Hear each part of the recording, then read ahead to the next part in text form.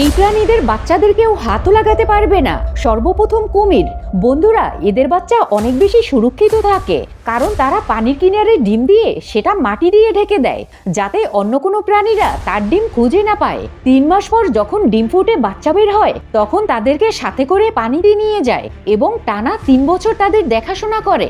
Second, কাঠবিড়ালি। এদের সবচাইতে বড় দুশ্মন হচ্ছে সাপ। আর মজার ব্যাপার হচ্ছে, এরা তাদের বাচ্চাকে সাপ থেকে বাঁচানোর জন্য সাপকেই ব্যবহার করে, কিন্তু এমন আজব একটি তরিকায়, যেটা শুনে আমার হুঁশ তো উড়েই গিয়েছে।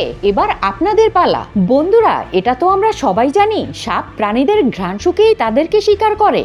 এই জন্য কাঠবিড়ালি একটি ব্যবস্থা নেয়, যেখানে সে সাপের পাল্টানো খোলস খুঁজে বের করে, এরপরে সেটাকে খায় এবং সেটার গন্ধকে নিজের বাচ্চাদের উপরে লাগিয়ে দেয়। যে কারণে সাপ কনফিউজড হয়ে যায়, তার পাশ থেকে কি সাপ গেল নাকি কাঠবিড়ালি। সব প্রশংসা আল্লাহ তাআলার, যিনি তাদের বানিয়েছেন।